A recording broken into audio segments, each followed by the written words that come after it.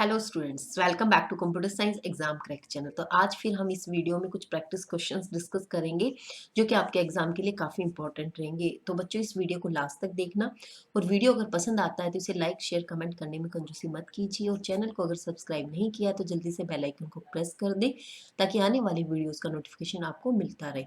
तो चलिए बच्चों, स्टार्ट करते हैं अपने क्वेश्चन से। Yes student, this is our question: which Unix or Linux command is used to make all files and subdirectories in the directory programs executable by all users? Meaning क्या है इसका कि कौन सी ऐसी कमांड है जिसमें हम अपनी फाइल और सब डायरेक्टरीज को प्रोग्राम एग्जीक्यूटेबल फाइल के अंदर सभी के सभी यूजर्स जिसको यूज कर सकते हैं। ठीक है, तो फर्स्ट आपका C H mode RA+X programme, दूसरा है सी एच मोड R222 और प्रोग्राम्स, थर्ड है C H mod XA+X programs और फोर्थ है आपका C H mod X222 and programs. बच्चों देखो, क्वेश्चन पूछा गया है इसमें डायरेक्टरीज, सब डायरेक्टरीज इन द डायरेक्टरीज, सारी की सारी फाइल्स और सभी की सभी डायरेक्टरीज, यानी कि जो आपका ऑप्शन ए है वो करेक्ट है। वो कैसे करेक्ट है? आर का मतलब क्या होता है? रिकर्सिव। रिकर्सिव क्या? रिकर्सिव में क्या होगा कि जितनी भी एक डायरेक्टरी के अंदर, ठीक है, एक डायरेक्टरी के अंदर जितनी भी फाइल्स हैं या फिर सब डायरेक्टरीज हैं वो सारी की सारी, फिर उसके बाद पूछा इसने इन द डायरेक्टरी प्रोग्राम, कौन सी डायरेक्टरी? प्रोग्राम डायरेक्टरी, तो यहाँ पे प्रोग्राम डायरेक्टरी भी मिल गया। उसके बाद इसने कहा कि एग्जीक्यूटेबल प्लस एक्स का मतलब क्या होता है? एग्जीक्यूटेबल, और by all users, A stand for all users, so R recursive for all sub directories और फाइल्स, ए ऑल यूजर्स के लिए, प्लस एक्स मतलब ऑल एग्जीक्यूटेबल फाइल्स, किसकी? प्रोग्राम्स की। ठीक है, तो बच्चों ऑप्शन जो होगा वो ए आपका करेक्ट होगा। नेक्स्ट क्वेश्चन पे चलते हैं। Consider an implementation of unsorted single list, suppose it has its representation with a head and tail pointer. Given the representation, which of the following operation cannot be implemented in order of one time? Insertion at the front of the link, insertion at the link of the end of the linked list, deletion of the front node of the linked list और deletion of the last node of the linked list। तो बच्चों जो ये इसमें पूछा गया कि unsorted आपकी सिंगल लिंक लिस्ट है, it has its representation with the head और टेल पॉइंटर। पॉइंटर देखो क्या दिया गया, pointer to the first and last node of the link list. ठीक है, तो कौन सा ऑपरेशन जो ऑर्डर ऑफ वन टाइम में नहीं किया जाएगा? तो डिलीशन ऑफ लास्ट नोड जो होगा आपकी लिंक लिस्ट का, वो आपका ऑर्डर ऑफ वन टाइम में नहीं होगा। इंसर्शन हो जाएगा आपका, फ्रंट में आप कर रहे हैं या एंड में आप कर रहे हैं, या फ्रंट से आप कोई एलिमेंट को डिलीट कर रहे हैं, वो आपका ऑर्डर ऑफ वन में हो जाएगा। लेकिन डिलीशन अगर आप कर रहे हैं तो डिलीशन आपका लास्ट नोड का, कौन से नोड का? डिलीशन फ्रंट नोड का हो जाएगा ऑर्डर ऑफ वन में, लेकिन लास्ट नोड तक ट्रेवर्स करने में आपको टाइम लगेगा। तो सो ऑर्डर ऑप्शन डी जो होगा वो आपका करेक्ट होगा।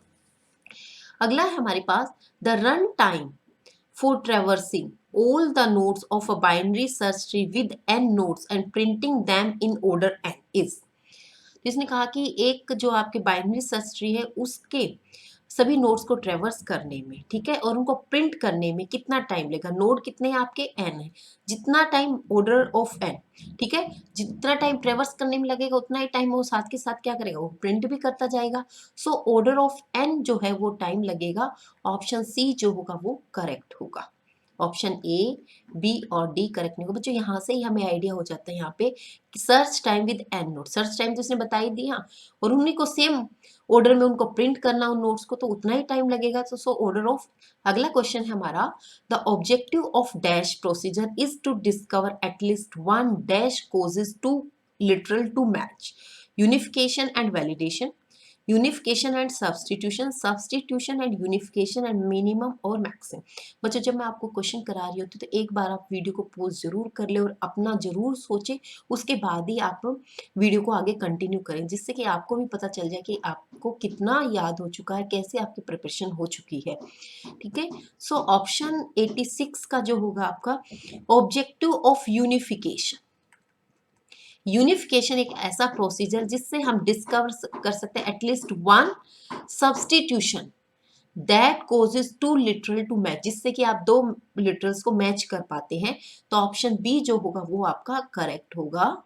यूनिफिकेशन प्रोसीजर है जिसमें आप एक कम से कम एक सब्स्टिट्यूशन ढूंढ सकते हैं जिससे कि आप लिटरल को मैच कर सकते हैं। ठीक है, अगला है हमारे पास given the following prefix expression, what is the value of the prefix. आपको क्वेश्चन दिया गया है, ये पहले आप इसका सॉल्यूशन कर लें।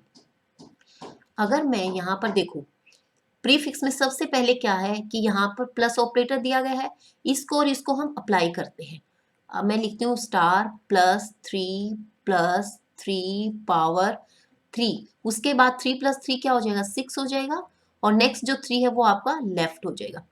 उसके बाद हमारे पास क्या स्टार +3 अब क्या है पावर किसकी 3 × 3⁻6 और फिर है आपका 3, तो स्टार +3 प्लस ये क्या हो जाएगा आपका 3⁻6, ये हो जाता है बच्चों आपका 732 और 3। ठीक है, अब हमारे पास क्या आ गया ये +3। अब ये आपका प्लस है और ये दो आपके ऑपरेंड्स है, एक ये वाला और एक ये वाला। अगर आप इसको प्लस करते तो कितना हो जाएगा 735 और फिर 3। देन आपके पास ये प्लस है, दो ऑपरेंड ये हो गए, तो मल्टीप्लीकेशन लगाएंगे और ये 735 + 3 738 और फिर ये है आपका 3। अब ऑपरेंड दो हो गए और ऑपरेशन कौन सा लगाना आपको मल्टीप्लिकेशन। हम दोनों को जब हम मल्टीप्लाई करेंगे तो आंसर जो आएगा बच्चों वो आएगा 2205। सो ऑप्शन सी जो होगा वो करेक्ट होगा। तो इस टाइप के जो क्वेश्चंस होते हैं उनको बहुत ही ध्यान से करना, आंसर आपका कभी रॉन्ग नहीं होगा अगर आप ध्यान से करेंगे तो। ठीक है, अगला है हमारा the mean and analysis process centre around the detection of differences between the current state and the goal state. Once such a difference is isolated, an operator that can reduce the difference must be found, but perhaps that operator can't be applied to the current state. So a sub-problem of getting to a state in which it can be applied is set up. The kind of backward chaining in which operators are selected and then sub-goals are setting up to establish the precondition of the operator is called. इसने क्या कहा कि आपको backward चेनिंग का कौन सा operator use होगा जिसमें आप क्या करेंगे, जो उसके सब गोल होंगे आप उनको भी अचीव कर लेंगे। ठीक है, तो सब गोल जो ऑपरेटर यूज करेंगे तो ऑपरेटर सब गोलिंग, तो यहीं से आंसर निकल जाता है आपका। ठीक है, तो कुछ क्वेश्चंस बच्चे जो होते हैं जो क्रैमिंग के होते हैं, कुछ ये आपका एआई से रिलेटेड क्वेश्चन है। ठीक है, तो कुछ न्यूमेरिकल क्वेश्चंस होते हैं, तो मिक्स एंड मैच ही आता है आपके क्वेश्चन में, तो इसलिए आपको सब पर ही ध्यान देने की जरूरत होती है। अगला क्वेश्चन हमारा, suppose that the virtual address space has 8 pages and physical memory with 4 page reference.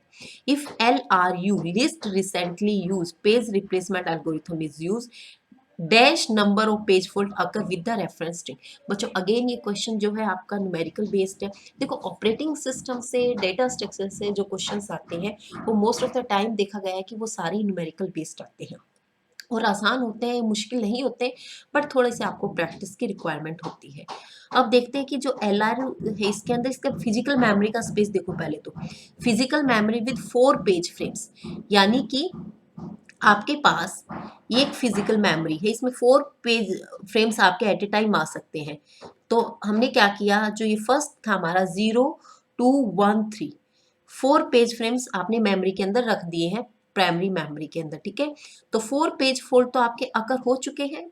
उसके बाद नेक्स्ट कौन सा पेज आया आपका 5 आ गया। 5 आ गया तो 5 को आप यहाँ डालेंगे और जो लास्ट पेज था आपका 0 उसको आप यहाँ से रिमूव कर देंगे, यानी कि एक पेज फोल्ड और अकर हो गया। फिर आपके पास आ गया 4 को इंसर्ट करने के लिए आपको 2 को डिलीट करना पड़ेगा, अगेन एक पेज फोल्ड अकर हो गया। फिर आपके पास नेक्स्ट पेज फोल्ड क्या है 6 के लिए, 6 को अगेन आपको इंसर्ट करना पड़ेगा। 6 को इंसर्ट करेंगे तो 1 को आपको यहाँ से डिलीट करना पड़ेगा, क्योंकि जो हमारी मेमोरी का साइज है वो क्या है, वो 4 ही फ्रेम एट ए टाइम यहाँ पर रिजाइड कर सकते हैं।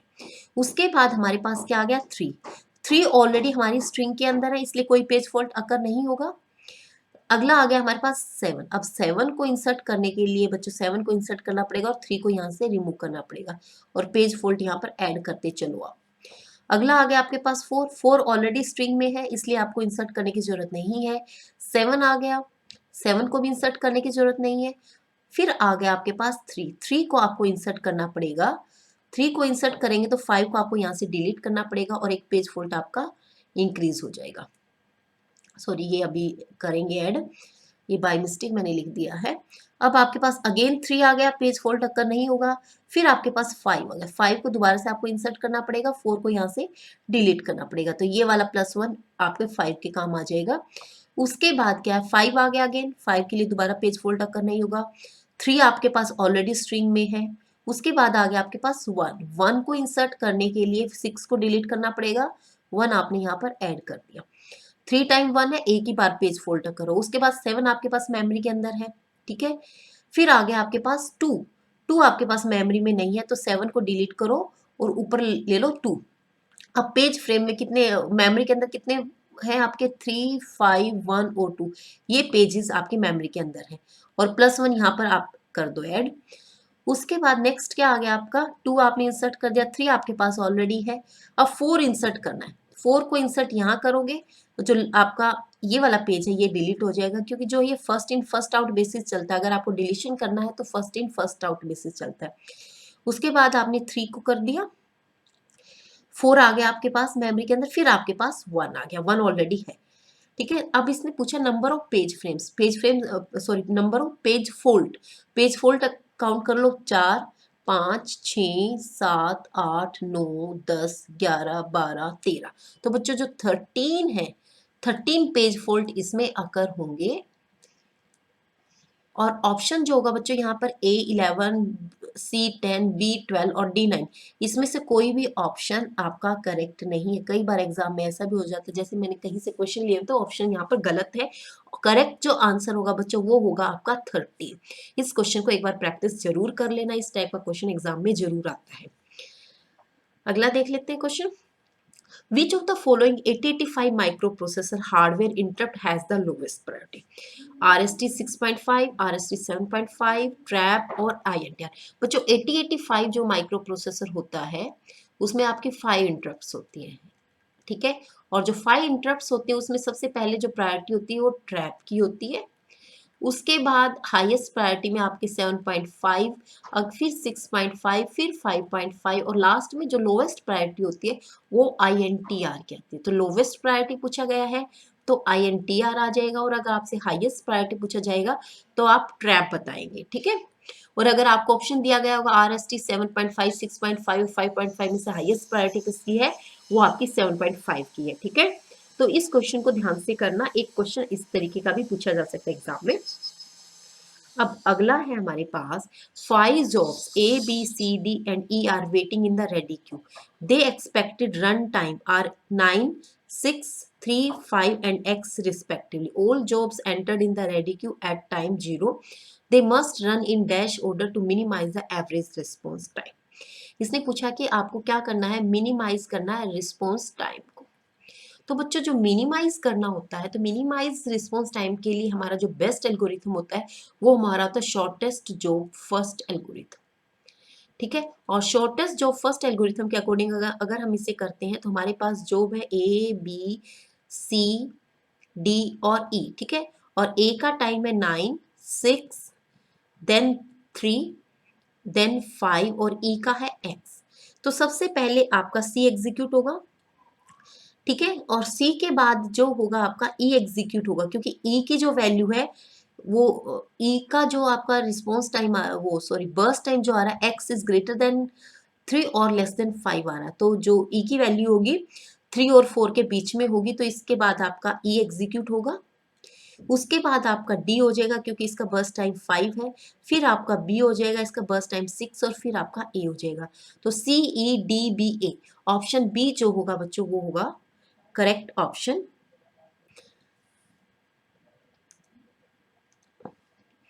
अगला क्वेश्चन हमारा, given the following statement every context sensitive language is recursive, और there exist a recursive language that is not context sensitive. Option है बच्चों S1 is not correct, S2 is not correct, S1 is not correct, S2 is correct, S1 is correct, S2 is not correct, और S1 is correct और S2 is correct.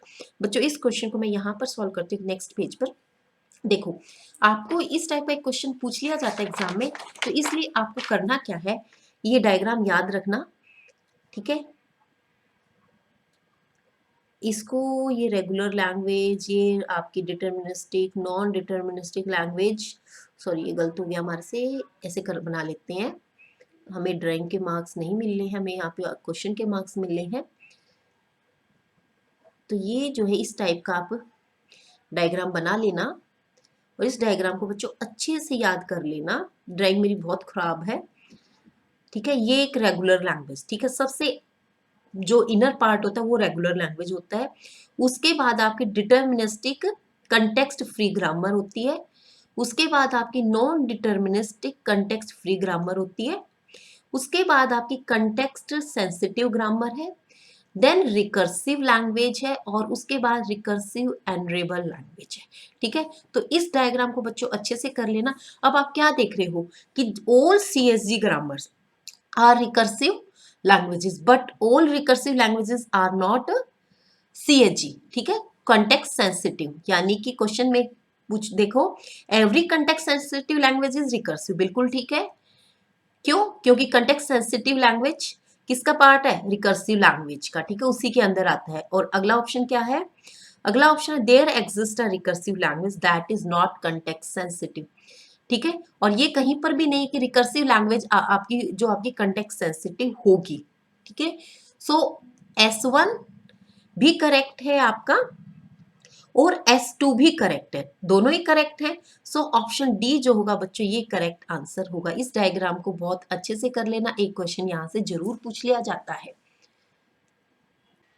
अगला है the quick design of a software that is visible to end user leads to quick design. अब quick design भी पूछ लिया इसने, और यहाँ पर एंड यूजर का नाम भी दे दिया, विजिबल टू एंड यूजर। तो ऐसा कौन सा मॉडल होता है? देखो आइटरेटिव मॉडल में आपका यूजर का इन्वॉल्वमेंट नहीं होता, भले ही क्विक डिजाइनिंग होती है इसमें, लेकिन इसमें यूजर का इन्वॉल्वमेंट नहीं होता, इसलिए इसको क्रॉस करो। जो स्पाइरल मॉडल होता है ये क्विक डिजाइन भी नहीं होता, और इसमें यूजर का इन्वॉल्वमेंट भी नहीं होता। वाटरफॉल मॉडल है, इसमें आपके एंड यूजर का रिक्वायरमेंट जो इन्वॉल्वमेंट है वो जैसे ही आप रिक्वायरमेंट फ्रीज कर देते उसके बाद यूजर का इन्वॉल्वमेंट जो है कम, मतलब वहां से यूजर का इन्वॉल्वमेंट हट जाता है। और जो आपका, और ना ही ये क्विक डिजाइन मॉडल है, ये तो बहुत ही लॉन्ग टाइम प्रोसेस है। और जो प्रोटोटाइप मॉडल होता है क्विक डिजाइन भी है, और इसमें यूजर का इन्वॉल्वमेंट रहता है, क्योंकि आप स्टार्टिंग में यूजर से प्रॉब्लम्स लेते हैं, आइडेंटिफाई करने के बाद आप एक मॉडल बनाते हैं, मॉडल बनने के बाद आप यूजर को यूज करने के लिए देते हैं, फिर यूजर से उसका फीडबैक लेते हैं, फिर उसमें मॉडिफिकेशंस करते हैं, फिर आप अगेन सॉफ्टवेयर प्रोवाइड कराते हैं यूजर। तो जो यूजर का इन्वॉल्वमेंट होता है वो आपका पैरेलल चलता है। सो ऑप्शन बी जो होगा वो करेक्ट होगा। अगला हमारे पास IP version 4 the IP address 200 200 200 200 belongs to class A, class B, class C और क्लास C। वैसे तो बच्चों मुझे लगता है ये क्वेश्चन आपको आता होगा, और आंसर जो होगा इसका क्लास C होगा, लेकिन ये रेंज आप एक बार याद कर लो। जिनको नहीं आता तो क्लास A की जो रेंज होती है वो 0 to 127 होती है, बी की जो रेंज होती है वो 28 से 191 तक होती है, सी जो होता है आपका 192 टू 223, और डी जो है आपका 224 से 239, और जो ई होता है बच्चों वो होता है आपका 240 से 254 तक, ठीक है। तो रेंज आप देख लो 200 किस में एग्जिस्ट करेगा? ऑप्शन सी में, क्लास सी में ये एग्जिस्ट करेगा। फाइन। अगला हमारा the extent to which a software perform its intended function without failure is termed as robustness, reliability, correctness और एक्यूरेसी।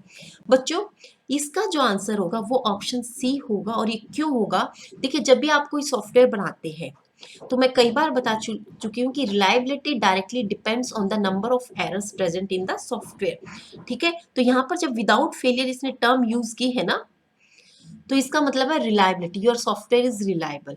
रोबस्टनेस क्या होता है? रोबस्टनेस में क्या होता है कि जो अनवांटेड अगर आपका सॉफ्टवेयर कोई बिहेवियर करता है उसको भी अगर ये एक्सेप्ट कर ले, ठीक है, उसको हम रोबस्टनेस कहते हैं। और जो आपकी करेक्टनेस होती है, करेक्टनेस क्या होती है? क्वालिटी और state of being free from order, ठीक है, sorry, free from error. Error से जब आपका सॉफ्टवेयर जो फ्री होता है और वो उसको हम करेक्ट बोलते हैं, क्वालिटी भी मेंटेन होती है और एरर फ्री भी होता है। और एक्यूरेसी क्या होता है बच्चों? एक्यूरेसी और करेक्टनेस में most of the time students confuse हो जाते हैं।